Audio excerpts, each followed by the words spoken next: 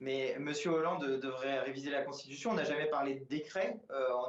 Le choix du Premier ministre dans la Constitution de la Ve République, il doit se faire sur la base de la majorité qui se dégage à l'Assemblée nationale.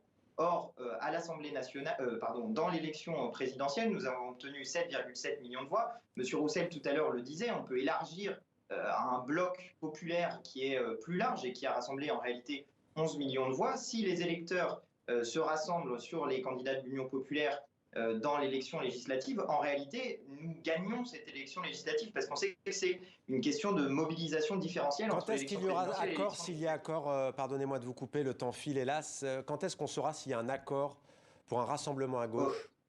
on le saura dans les prochains jours probablement, s'il y a un accord ou s'il n'y en a pas. En tout cas, je peux vous dire que les choses avancent, il y a des discussions qui sont en cours, mais la règle est claire, pour que ça fonctionne, mais c'est même à la limite, par pure stratégie électorale, il vaut mieux soutenir les grandes mesures du programme L'Avenir en commun pour lequel 7,7 millions de personnes se sont déplacées et porter comme candidat